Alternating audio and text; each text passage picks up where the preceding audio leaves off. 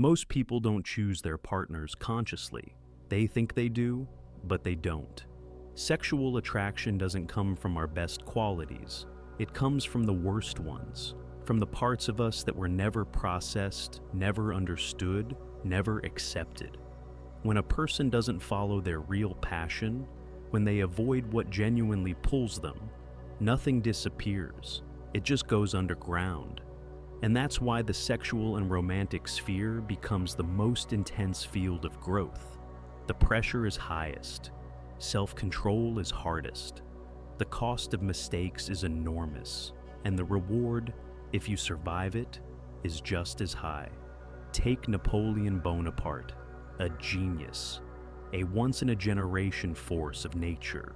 And yet, he fell deeply in love with a woman who didn't respect him. She was older. She had children from another marriage. Her entire circle mocked him behind his back. He wrote her letters, poems. He accepted everything. And she didn't value him. Only when he emotionally detached, only then did she begin to see who he really was. But by that moment, it was too late. This pattern is not about Napoleon. It's about human nature. You always have to understand where you are. Are you in relationships that force you to grow under pressure? Or are you just resting, distracting yourself, avoiding life? Because many people think they are in the game, when in reality, they are sitting in the lobby. Here is the real conflict of life.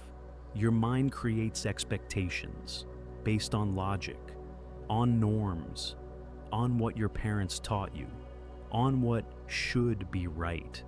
And then life puts something completely different in front of you and says, this is yours, and you reject it. Because it doesn't fit the image, but that wrong thing, that chaos, that discomfort, that is you, your shadow, your unprocessed parts, your inherited patterns, your unresolved inner conflict. Those who can face it, who don't turn away, who can accept, forgive, and stay present, they grow. Those who can't escape, they choose safety, they choose comfort, they choose what looks right on paper. And then they wonder why nothing happens inside them. Here is the part people don't want to hear. Everything painful in relationships is not caused by the other person. It's you, wearing a different face. If someone tells you, I suffered, I was a victim, they were terrible, don't believe it.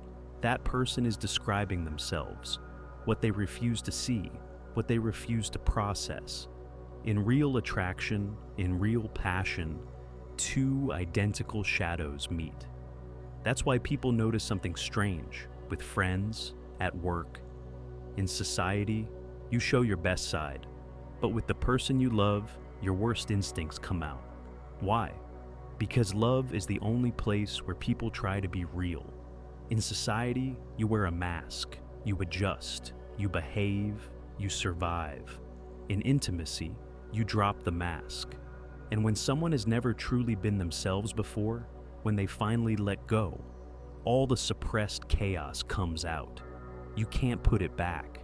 That's why relationships often start like a fairy tale and end in destruction. Not because love failed, but because the real selves finally appeared.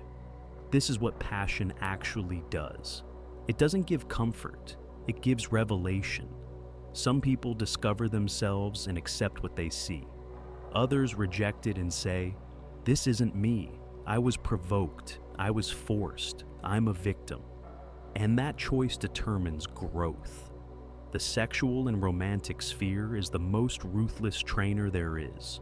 Nothing exposes you faster, nothing strips illusions quicker. Having many problems here doesn't make you wise, but having none guarantees stagnation. The people who never truly fall in love, who never lose control, who never transform, they remain flat, not deep, not creative, not philosophical. The ancients said it simply, if you're lucky with love, you'll be happy. If you're unlucky, you'll become a philosopher. That wasn't poetry, it was observation. Thank you for watching. Stay strong, stay fearless, stay undefeated.